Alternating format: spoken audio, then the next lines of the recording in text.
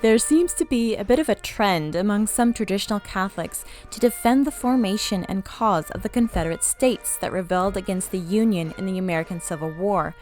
The main argument seems to be that since the Catholic social teaching of subsidiarity, which is that governance should be handled by the lowest, smallest, or least centralized competent authority, since that is a good thing and that's what the Confederates wanted, then the Confederacy was a good thing. Of course, this makes Lincoln's actions to keep the Union together an example of gross federal overreach. After all, the states had a right to secede, didn't they? For as Thomas Jefferson had written in the Declaration of Independence, whenever any, quote, form of government becomes destructive of the ends for which it was established, it is the right of the people to alter or abolish it, and to institute a new government, unquote. And what was the end for which the American government was established? That all men were created equal and endowed by their Creator with inalienable rights.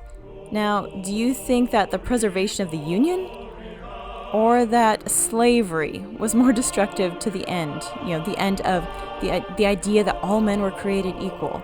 I think slavery is probably more destructive to that end. But the argument is that slavery had very, very little to do, really, with the rise of the Confederacy. Hogwash. And how do we know that it was hogwash? Because slavery is what the secessionists themselves say it was all about. If you dig into the meeting minutes of secession conventions, this is what they say. For instance, at the Mississippi State Convention, it was stated, quote, "Our position is thoroughly identified with the institution of slavery, the greatest material interest of the world," unquote. Speaking of Mississippi, the existence of the Free State of Jones in that state during the Civil War proves my point that the Confederacy was born out of the desire of the aristocratic planter class to protect chattel slavery.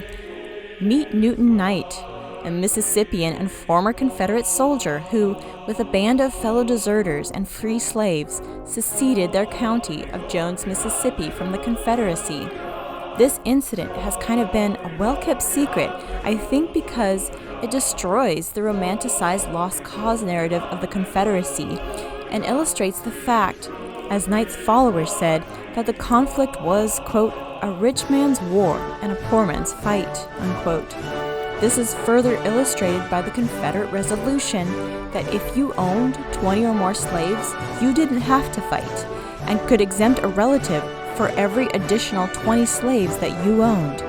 In other words, if you belonged to that rich planter class that started the war, you didn't have to get your hands dirty fighting. In contrast, the residents of Jones County were poor farmers who didn't own slaves. Funny how this large sampling of the common man in the South did not see the need to fight if they didn't own slaves. These poor farmers had also had enough of being literally starved to death by their own Confederate soldiers, who came and took almost all they had to feed their troops. Also, consider this. The biggest loss of soldiers in the Confederate Army was not to disease or deaths on the battlefield.